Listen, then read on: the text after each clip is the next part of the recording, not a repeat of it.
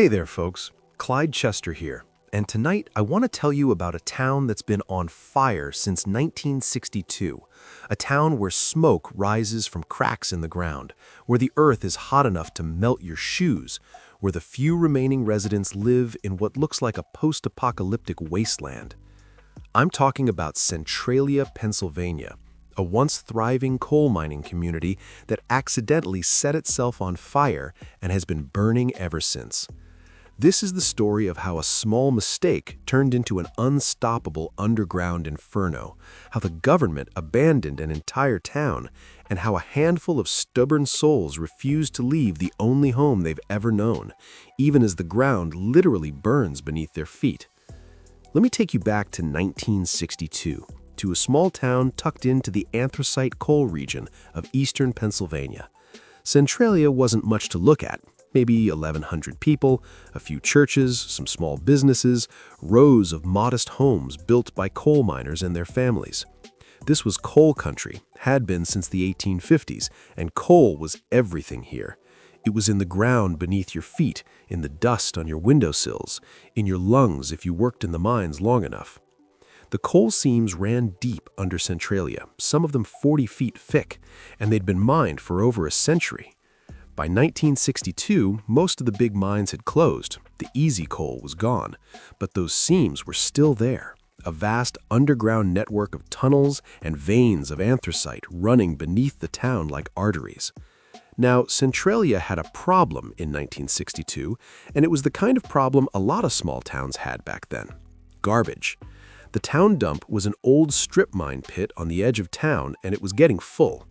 Memorial Day weekend was coming up, May 27, 1962, and the town council wanted the dump cleaned up before the holiday. So they did what they'd done before, what seemed like a perfectly reasonable solution at the time. They decided to burn the trash. Burning garbage in the dump wasn't unusual. Towns did it all the time back then. You'd light a fire, let it burn down the pile of trash, then put it out with water and dirt. Simple, effective, cheap. The town council hired the volunteer fire department to do it, and on May 27th, the firefighters set the trash heap ablaze. They let it burn for a while, then doused it with water and covered it with dirt, just like always. Job done, problem solved, everybody go home and enjoy the holiday weekend. Except the fire didn't go out, not completely. Somewhere in that dump, somewhere beneath the dirt and water and smoldering garbage, a few embers kept burning. And here's the thing about that particular dump. It had been a strip mine, which meant it had exposed coal seams. The pit had been dug right into the side of the coal vein, and over the years, coal fragments had mixed with the trash, were embedded in the walls and floor of the pit. Those embers found that coal. And once a coal fire starts, especially an anthracite coal, it's almost impossible to put out. Nobody noticed at first. The fire smoldered underground, out of sight, feeding on the coal in the abandoned mine works beneath the dump. It spread slowly at first, following old mine shafts and tunnels, eating its way through pillars of coal that had been left behind when the mines were active. By the time anyone realized what was happening, the fire had already spread beyond the dump, beyond any easy way to stop it. The first real sign of trouble came in 1965, 3 years after that Memorial Day burn. A gas station owner named John Coddington was checking his underground fuel tanks when he noticed something terrifying. The gasoline in the tanks was hot. Not warm, hot. He stuck a thermometer down there and it registered 172 degrees Fahrenheit. Gasoline ignites at around 495 degrees, which meant those tanks were essentially bombs waiting to go off.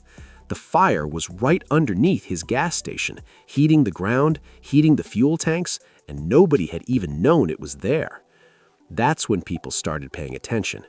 Engineers came in and did surveys, and what they found was nightmare fuel.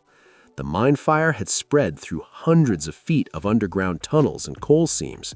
It was burning at temperatures exceeding 1,000 degrees Fahrenheit in some places, and it was still spreading, following the coal veins that ran beneath Centralia like a road map, moving at a rate of about 50 to 75 feet per year in every direction. The town and the state tried to put it out. They tried everything. They dug trenches to isolate the burning sections. The fire just jumped across. They pumped in thousands of gallons of flame retardant. The fire kept burning. They tried to excavate the burning coal. There was too much of it, and excavating would have meant digging up half the town. Every solution either didn't work or cost too much money. In 1969, the state gave up the first time, declaring the fire too expensive to extinguish. They'd spent hundreds of thousands of dollars, and the fire was bigger than when they'd started. Life in Centralia started getting strange. Smoke began rising from cracks in the ground, from people's backyards, from the middle of streets. The air smelled of sulfur and smoke. In winter, snow would melt in odd patterns, revealing the hot ground beneath the soil. Trees and vegetation died in patches as the fire consumed the oxygen in the soil and replaced it with carbon monoxide. Sinkholes started opening up randomly, cave-ins where the fire had weakened the ground above old mine tunnels. The worst incident happened on Valentine's Day, 1981. A 12-year-old boy named Todd Domboski was playing in his grandmother's backyard when the ground suddenly opened up beneath him. He fell into a sinkhole, a sudden collapse caused by the mine fire burning away the coal beneath the surface. Todd dropped into a hole 4 feet wide and 150 feet deep, and the hole was belching carbon monoxide and steam. He managed to grab onto exposed roots and held on, screaming for help. His cousin heard him and pulled him out just before the hole would have swallowed him completely. When they measured the carbon monoxide levels in that hole afterwards, they found lethal concentrations. If Todd had fallen all the way in, he would have been dead in minutes. That incident finally got the federal government's attention. Congress authorized $42 million to relocate Centralia's residents. But here's where it gets complicated, where bureaucracy and human stubbornness collided in the strangest way. The relocation was voluntary. The government would buy your house, pay you fair market value, and help you move somewhere safer. Most people took the deal. What choice did they have? By the mid-1980s, Centralia was emptying out. Businesses closed, houses were demolished after their owners left, churches shut their doors. But not everyone wanted to go. Some people had lived in Centralia their entire lives. Their parents were buried in the cemetery there. Their memories were soaked into every street corner. The idea of leaving, of abandoning their homes to a fire was unbearable. So they stayed, even as the town crumbled around them, even as the smoke kept rising and the ground kept burning. By 1990, Centralia's population had dropped from over 1,000 to just 63 people. The post office closed in 2002. There weren't enough residents to justify keeping it open. The zip code 17927 was discontinued. Try to mail something to Centralia today, and the Postal Service will tell you that address doesn't exist. On a map, Centralia is a blank space, a place that officially isn't there anymore. In 1992, Pennsylvania Governor Bobby Casey invoked eminent domain and condemned all the buildings in Centralia. The state claimed ownership of the land beneath the town. They already owned the mineral rights, the coal, and now they claimed the surface too. The remaining residents were told they had to leave. Most of the holdouts still refused. They kept living in their houses, even though the state now said those houses didn't belong to them anymore. It became a bizarre standoff. People living in homes the government said were condemned, in a town that officially no longer existed, above a fire that would outlive everyone involved. The legal battle dragged on for years. Some residents sued, arguing that the government couldn't just take their homes, that eminent domain wasn't justified when some of them weren't even affected by the fire yet. The courts sided with the state, but still, some people wouldn't leave. What was the state going to do? Drag elderly residents out of their homes by force? So an uneasy stalemate developed.